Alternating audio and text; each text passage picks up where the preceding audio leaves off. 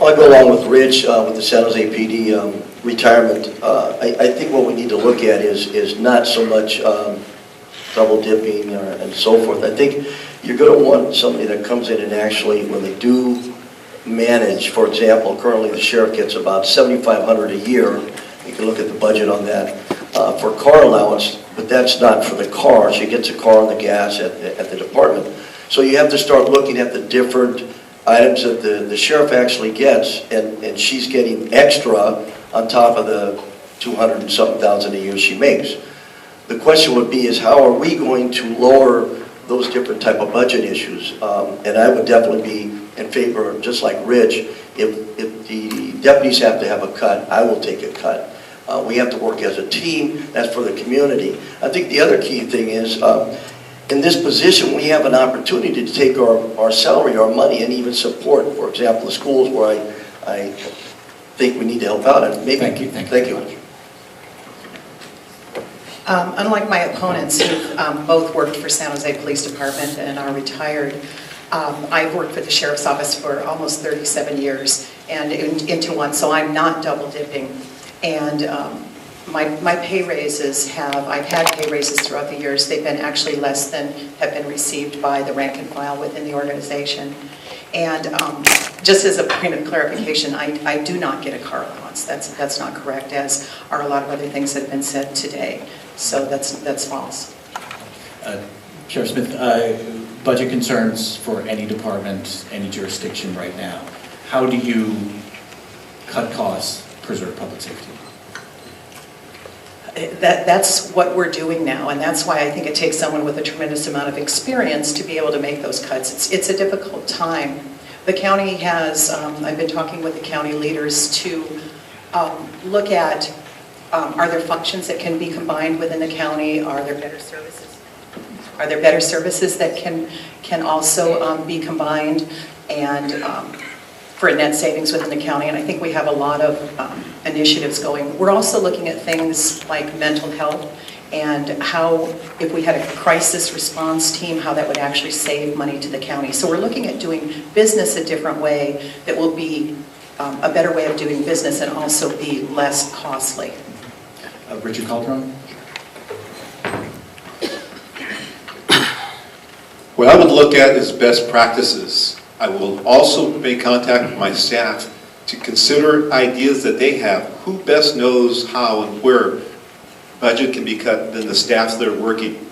I've already talked to several, and they've given me many ideas about where there is waste in the Sheriff's Department. With this, best practices, what I've already researched, in Boston, they have a program where the inmates are paying to stay, where they're actually being held responsible for their stay.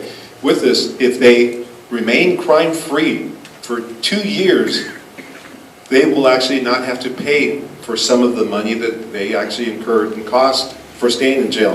With this, Texas also has another program on medical costs. They've cut down the medical costs tremendously. If there had been an intent on saving money, why is it only being done now during election season, or considered?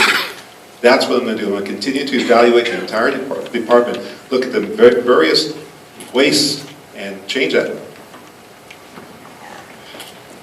Just to go back real quick on the double dipping real quick, if we start looking at that, we look at Pete Constant, Ken Yeager, they're double dipping. Do we go after them? Just a food for thought. As far as what we can do in the Sheriff's Department, I've already started to review the budget, and where Lori just said the $7,400 that she got, she might want to look at her budget. It's in there. The other issue is we could cut $10 million a year right now. Lori developed a police academy because she wanted her name on it.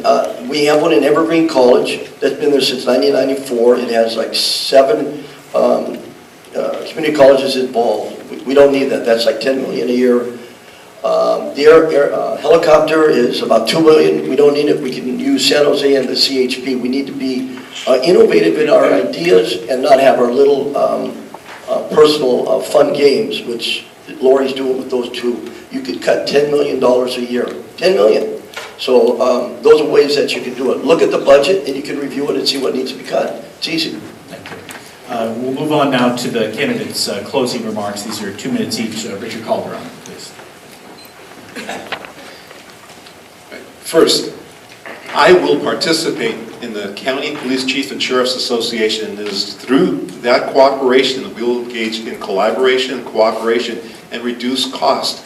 Because each of the 15 cities are spending money on various aspects of public safety, which will be my priority. We can actually purchase equipment and engage in mutual use of equipment like the helicopter and like other emergency needs equipment that's not being done now. The incumbent does not participate with the Police Chief and Sheriff's Association, has denied this, but then the same night it was actually proven when she admitted she did that at PORAC. Now with this, that's going to be extremely critical. The emergency operations, as the top law enforcement official in the county, I see it as incumbent for us to prepare for natural disasters, terrorist attacks, all types of mutual aid issues, and that's what I will do. I've already talked with some chiefs of police about this actions that have been desperately needed because there has not been any type of countywide training and preparation that's been directed by the incumbent. I also have endorsements from the mayor of San Jose, Chuck Reed, the second largest public safety organization, Sunnyvale Public Safety Officers Association. Recently, I had one also received by Mountain View. I'm endorsed by the bishop of the Central Coast area. And with this, the comments made by Mountain View and Sunnyvale are very, I think, revealing that I had been cooperative with them with public safety issues on gang activity, on drugs, and this is both from Sunnyvale and Mountain View, unlike the sheriff. I presented that in a press release, and I think that's very telling. We need a new sheriff, you need change, you need a person who's going to be ethical, who's going to be responsible and principled, and that's what I will be for you. I will be your sheriff. Thank you. Yes. Well, I have to go along with Rich on a number of the things of really working with the community and being out there. But a couple of things I think you want to understand about me is, and you're a community group, I have been involved in the community groups to work against prevention of crimes. I was with a group in San Jose, East Side, to prevent the sales of alcohol. I went out there, I was the only police officer, only law enforcement, only candidate supporting them to stop the sale of alcohol. We won. Another group, Gardner Community Group, they were trying to stop the opening of a funeral home right in the residential area by a school. We won that as well. I was the only law enforcement agent officer there supporting it. I think what you need here is you want a sheriff that actually gets out in the community and is around town to talk to the people to understand what the problems are. We can get up here and say all the high and mighty things, and I got all these political endorsements, but the bottom line, when the rubber meets the road, if you can't get out there and talk to the community, or if you've never investigated a child molest case, you've never been involved in arresting gang members, how can you make a policy to enforce it? You have to be able to go out there and understand it. Rich and I have been on the streets. We have fought the gangsters. We have done everything out there on the street. I'm not sure Lori's done that. So you want a sheriff that's actually a worker, but also a manager. And I can do that, and I can bring community to policing that hasn't been there for the last 12 years and won't be the next 4 years if Lori's elected. So vote for Martin is a vote for the community. Thank you.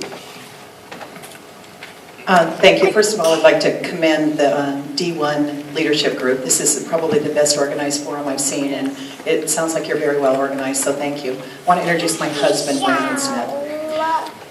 Now, the reason that I did mention the endorsements is, first of all, I'm proud of them, but it also speaks to how much everything that's being said is not correct. I started keeping a list of the things that weren't correct. It's many to list. The Police Academy generates revenue. I am a member of the Chiefs Association, on and on and on. But I think that leadership is what is important. I was really glad that both of my opponents mentioned why they were fired from their police chief's jobs. And they do have apparently reasons for that. But I heard someone say, and I thought it was pretty good, that if you can't manage 9 people for 9 months, maybe a large sheriff's office isn't something that you should manage. We have a great record. We have a great reputation. We have a reputation for honesty, integrity, quality service. I have a website. It's sherifflorysmith.com. Please take a look at it and spend some time reviewing who the candidates are, what they're saying, and what is true. I hope that you'll make the decision to vote for me on June 8th, and I will continue to provide quality public safety to the communities we serve.